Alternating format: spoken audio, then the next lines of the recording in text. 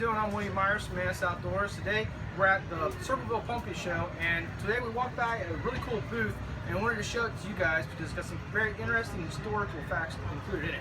We're talking about the Ohio City Glass Company out of Cleveland, Ohio, and we're going to get some explanations, a little bit of demos about what has changed, what hasn't changed, and do a little demos about glass blowing and a little talk about the history involved in there. We're going to explain who you are and what you do. Yeah, hi, my name's Daniel. I'm the owner. I run this studio. I do a lot of production work. I've been doing this for 10 years or so. You know, we have a lot of fun doing what we're doing, but it's a lot of work. And you'll see here, we have to work really quick, really fast. And we're professional pyromaniacs. We work with fire all the time. We love it. So do we. So we want to share that joy with you guys right now. Right. So let's go over here and see a little bit of demo of what they do. All right, like I said, I'm here at the Ohio Circleville Pumpkin Show, and we're at Ohio City Glass booth. And right now, Daniel's going to talk about some of the tools that they use, how much they have changed, and exactly how much they haven't changed from a long, long time ago, centuries of glass blowing. Daniel? Yeah, hi, hello. Right now we have the main center of the focus here is the melting furnace. This actually melts the glass so we can work with it. Over the years, people have built furnaces and fueled them with many different things. Wood, right now we use propane. I use natural gas back at my own shop.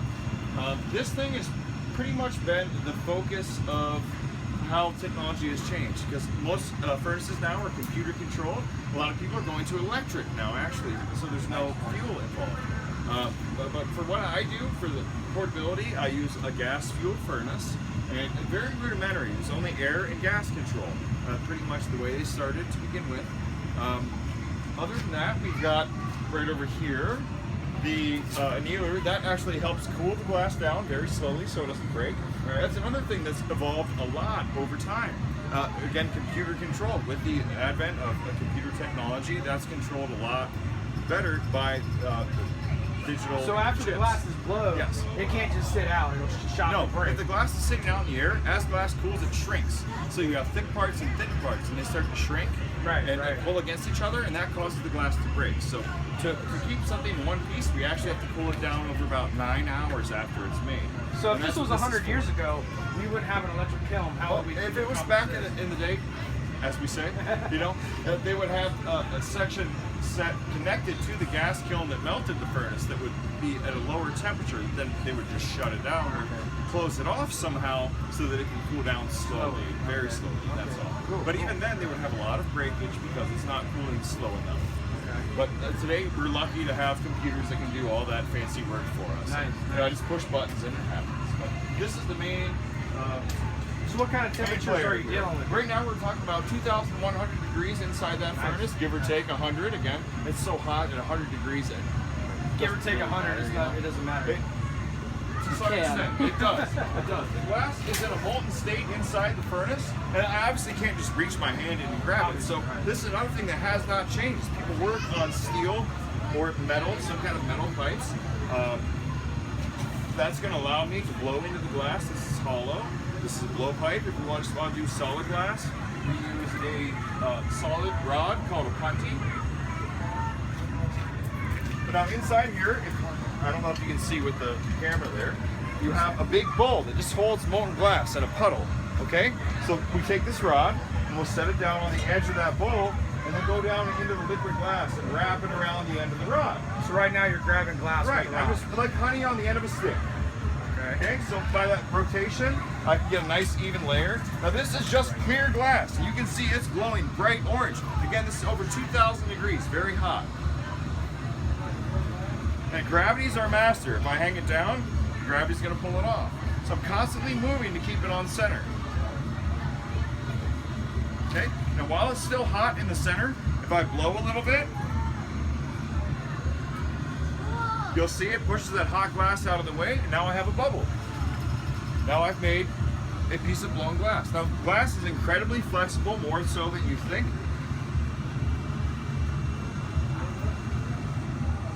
Nice. So that little bit of glass now has been blown out into this big thin bubble. You can see very fragile. Now that's so thin, that cools down almost instantly so I can grab it. This will just kind of show you how flexible the glass actually is. It's like film. It's like cellophane. Nice. You can almost bend it in half. Okay? Awesome.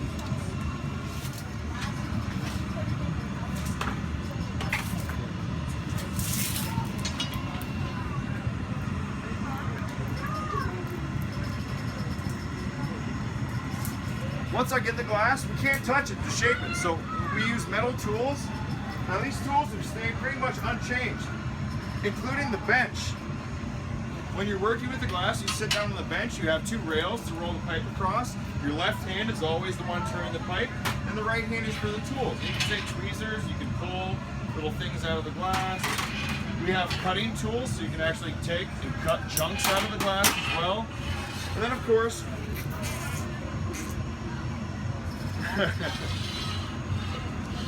So the tools that you're using right now hasn't really changed very much over the same, pretty much the same. The only thing that's changed is the technology that makes it.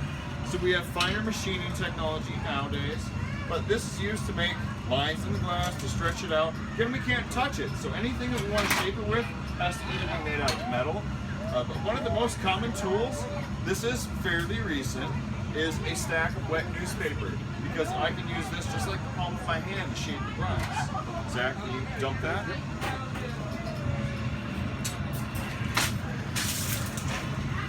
So again, anything we make starts with the same thing, is gathering the glass out of the furnace.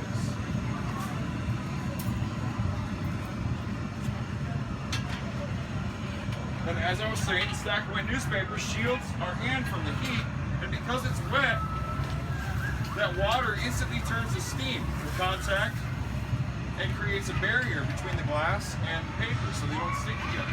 And that allows me to shape the glass almost as if it was the palm of my hand. The glass cools very quickly. Again, it's over 2,000 degrees fresh out of the furnace, and it's maybe, 60, 70 degrees outside right now. So very quickly it will set up. You can see it starts to lose that glow. Starts to get stiffer on the outside. You can hear now it's solid. Okay.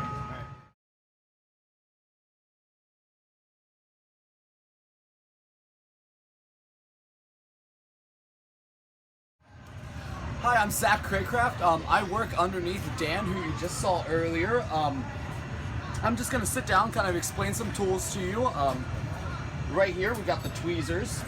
Pretty simple, just two pieces of metal with a nice little bin for a spring, used for clamping the glass, twisting the glass, kind of moving it around, manipulating it.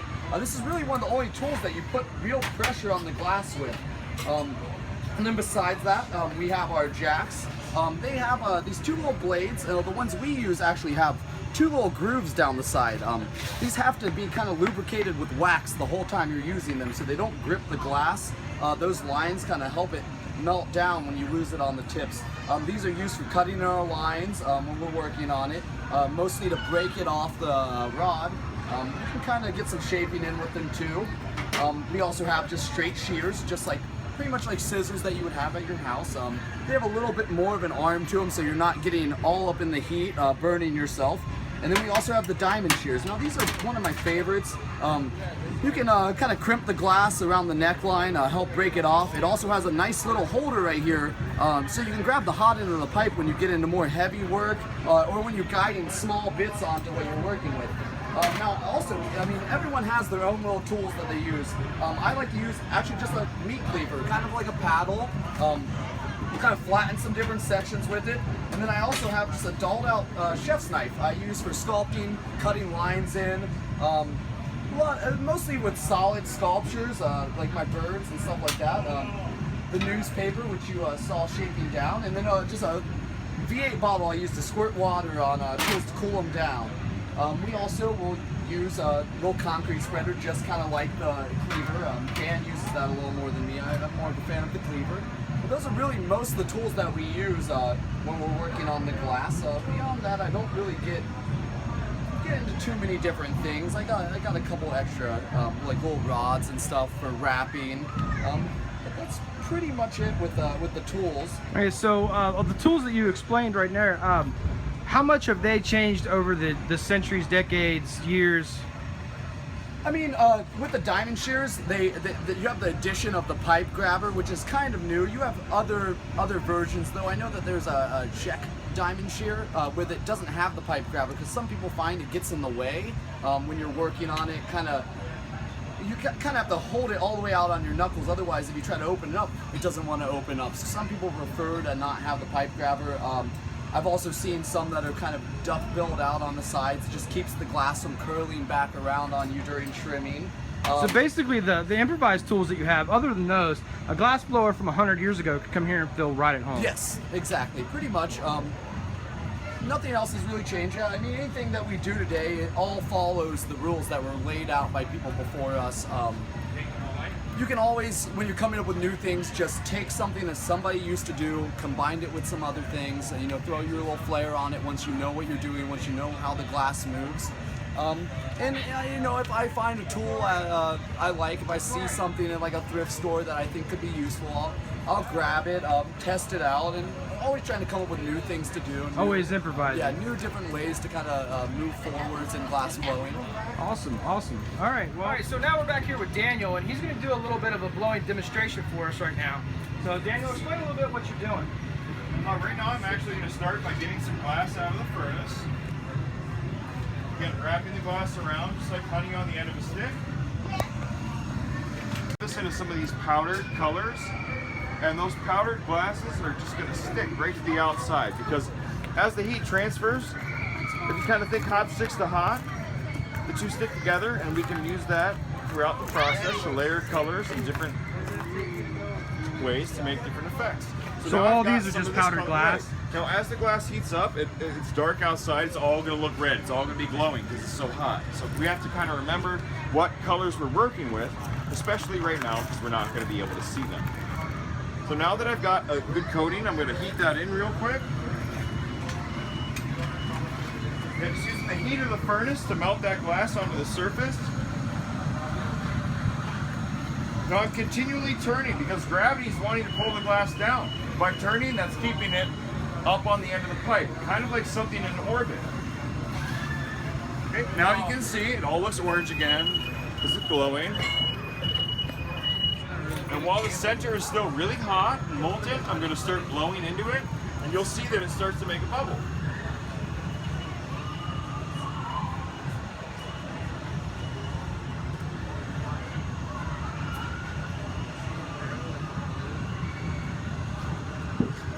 Now I'm going to be coating this with more glass, so I don't want to make the bubble too big or too thin.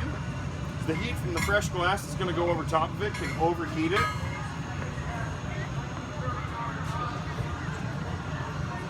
Okay, so now I've set my shape, I have my bubble established, I'm just going to let it cool down. Now it does cool from the outside in. Shaping on these steel tables cools it very quickly, so you'll hear that glass is solid right now, well over 1,000 degrees still. So when I say cold, cold is a relative term in what we do.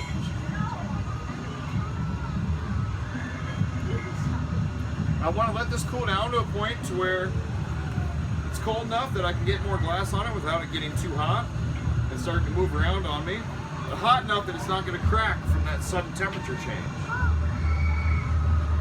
So if you were just to let that stay in the ambient air, it would just crack. Correct. As the glass is cooling, it's shrinking. And it shrinks way too quickly cooling in the air, and that'll cause the glass to crack. But there's a lot of physics and thermodynamics involved in glass blowing.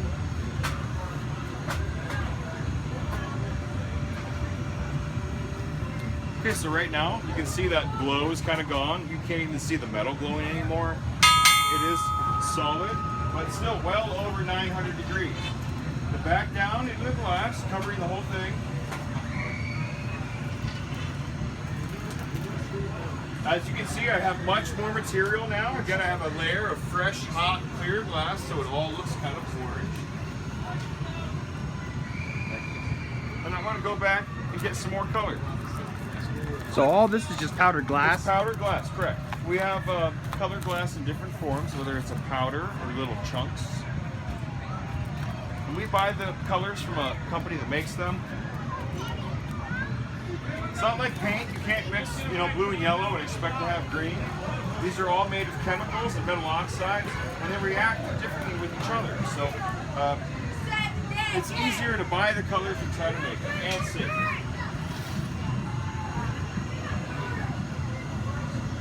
I'm heating the color back in, and then going to a second color. Now this color is a dark green, but when it's hot, it's softer, as we like to say, which means that it moves easier at the same temperature. So it'll spread out over the top of that other color, which doesn't move as much.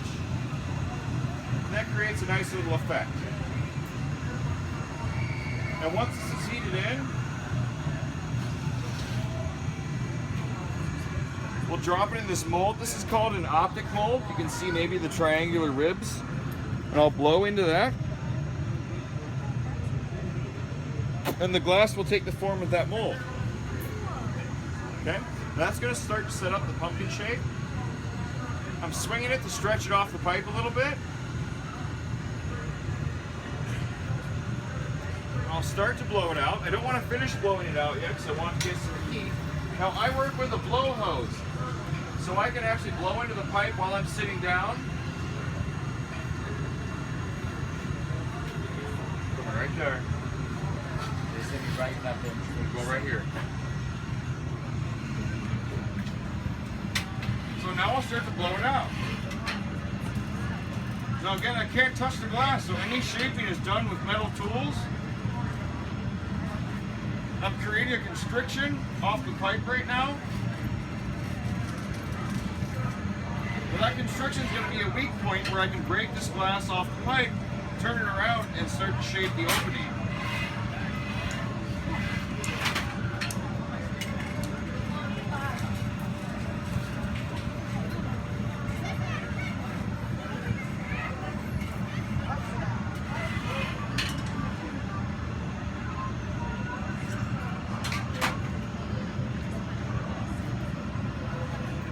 I'm working very quickly because the glass cools down very fast. If I let it cool too much, it can crack and break. So we have to always keep it hot, work fast. I want this to be a little bit taller, so I'm going to heat the whole thing up and then kind of swing it to help stretch it out.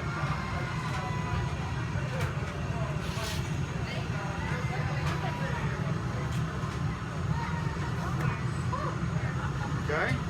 See how swinging it got longer? Gravity will also just help pull it if I hold it straight up and down.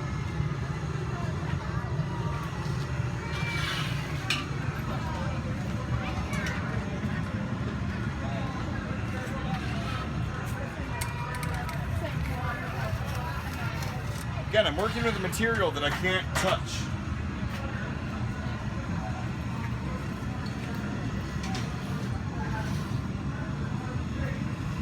So as I'm working with this, the bottom of the bubble becomes the bottom of whatever I'm making. I'm making a cup, so imagine the bottom of the bubble is the bottom of the cup. Well, we need it to have a stable base to sit on.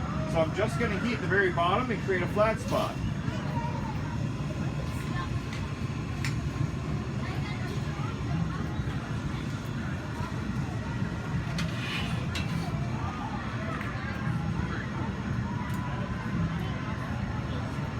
Push the bottom in. As you can see now, a nice flat bottom.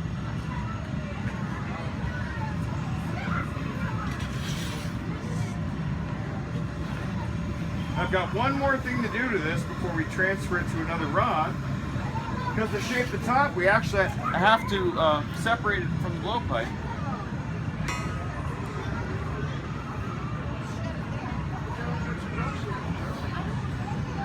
Made a little bit of a flat spot on one side.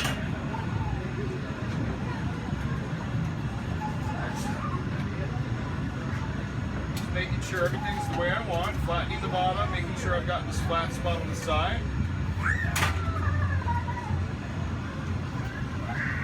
And constantly paying attention to making sure I'm keeping the whole thing warm. When I say warm, I mean like 1300, 1500 degrees. I don't know exactly what temperature it is, but from doing this for 10 years, you can kind of get a feel for things. Okay, so now I've made that flat spot on the side. I'll have Zach turn this for me while I get another rod ready. So I grab a solid rod, do a little bit of glass on the end. We call this process the transfer or the punty, P-U-N-T-Y. Now all I need is a little bit of glass on the end of another rod. Now hot glass will stick to other hot glass, so I can attach these two together.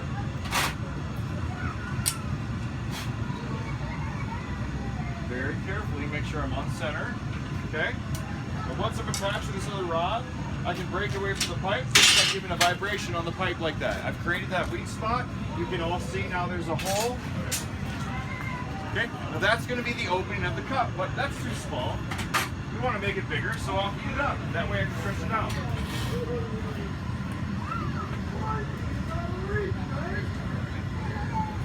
So I'm just focusing on heating the front part of the cup.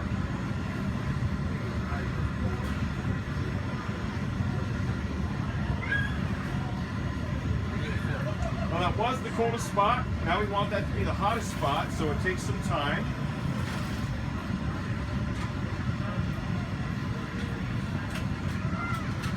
Working outside is always interesting, especially at night, because everything looks a little bit hotter at night, colder during the day. You'll see the glass blowing when I come out.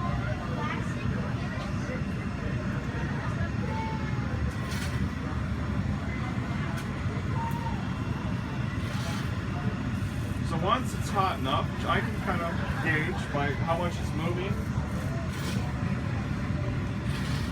go back to the bench. You can see that that front is blowing brighter than the rest of it. I can come in with this tool again, like two little fingers. Start to pull down as I'm turning and stretch that into an opening. Now I can flare it out by changing the angle of the tool, but I want to keep that flat side right there because that's where it's going to set down.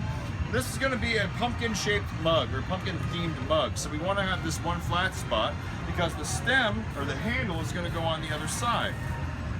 As I'm adding the stem, if I don't have a flat spot, the whole thing will start to roll around on me. So that's pretty much it. That's the bottom of the body of the mug is made.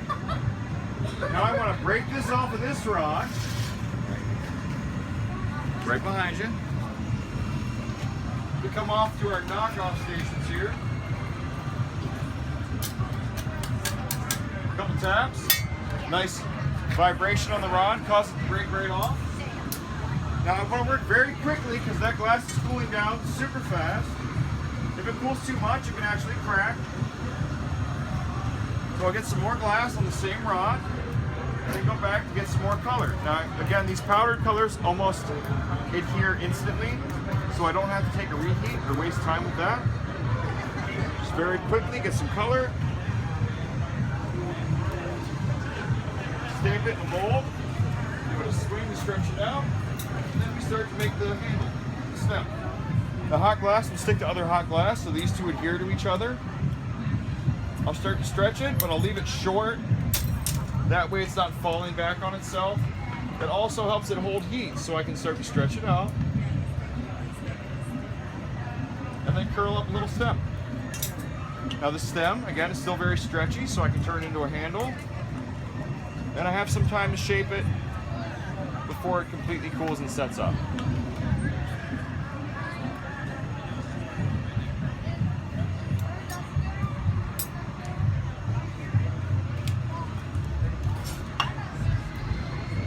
Voila! Pumpkin mug.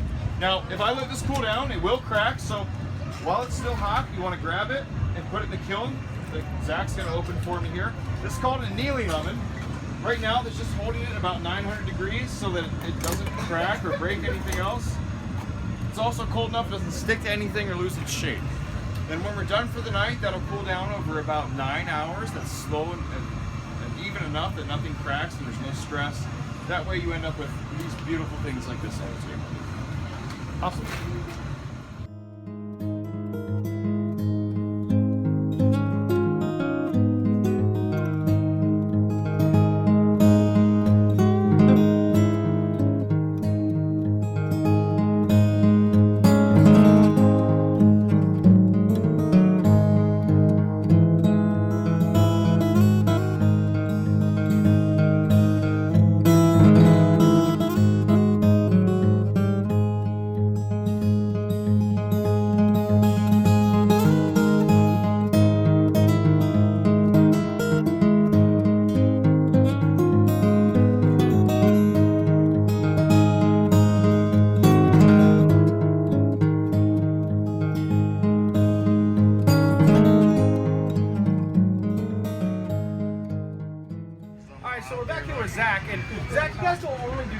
conventions out here, like fairs and carnivals and stuff. You also do your own classes to teach people. Why don't you talk a little bit about your classes? Yeah, we actually have a studio in Cleveland, Ohio.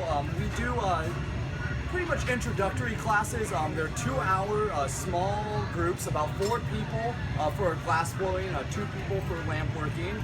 We focus primarily on solid glass the first time, but I always do offer a couple blown pieces. Solid glass is definitely a lot easier to learn at Basically first. like beginning tutorial. Yeah, exactly. It's kind of just like learning to ride a bike before you take the training wheels off. You kind of want to get a feel for it, and then you can move on to making it hollow. I kind of start off with the furnace, teaching how to gather, teaching about, physics, the gravity of it, not to be afraid of, letting it fall on the ground a couple times. You're pretty much not going to, you're going to make a mess the first couple times you do it, and it's expected. It's a lot of fun. Most of the time I do like glass flowers. I can get into a little bit of sculpture. Yeah, exactly. I've been doing the pumpkins for fall, the little solid glass ones. But yeah, it's 2 hours. How much is the class? Well, we run Groupon right now. Yeah. So the Groupon is about, I think it's about $50 before tax. Otherwise, I think it's around, it's $100 before tax. Mostly we deal with a lot of Groupon coming in, especially for the intro. The more advanced classes are pretty much all cash or credit. We don't really run coupons for that. Right. More knowledge, more money. Right. Yeah. Just the general. I mean, that's the way segues to this with my classes. The more advanced you are, the longer the class is going to be. It's going to be a little bit more money for that class because I have to set up for 7, 8 days instead of 2 days. Knowledge costs money. Yeah, exactly. Yeah. Hey, that's good. Knowledge costs money. Yeah, exactly. Okay, so if anybody is interested in taking your classes, how are they going to get in touch with you guys? Oh, well, we have our website, which is djmglass.com. We're also on Facebook, Ohio City Glass. Facebook? Yeah, Facebook, Ohio City Glass. Okay. I'm trying to get an Instagram started right now. It's just me and Dan, so we have we're booked pretty far out right now, so it's hard to keep everything running. Sure. So, like you said, if you guys want to get in touch with them, the links for their website and their Facebook is going to be in the description below, and I'll also put it in the video itself so you guys can see it. But, like I said, this has been Ohio City Glass. If you guys are interested in taking any glass blowing classes, definitely get in touch with these guys. This has been William. Alright guys, this has been William Myers, Mantis Outdoors. I hope you enjoyed this video. If you did, there's some more of my previous videos that are playing in the screens to my left right now. There's also a subscribe button over there. If you haven't done so, I appreciate it if you subscribe to the channel. To stay up to date with what I'm doing with my school and the YouTube channel, stay posted on the videos that are going to be uploaded. You can go to www.facebook.com/mantisoutdoors, or you can go to www.mantisoutdoorsllc.com. Liking my videos helps me and my channel out a lot. I appreciate all your views, comments, and support, and hopefully we'll see you out in the woods.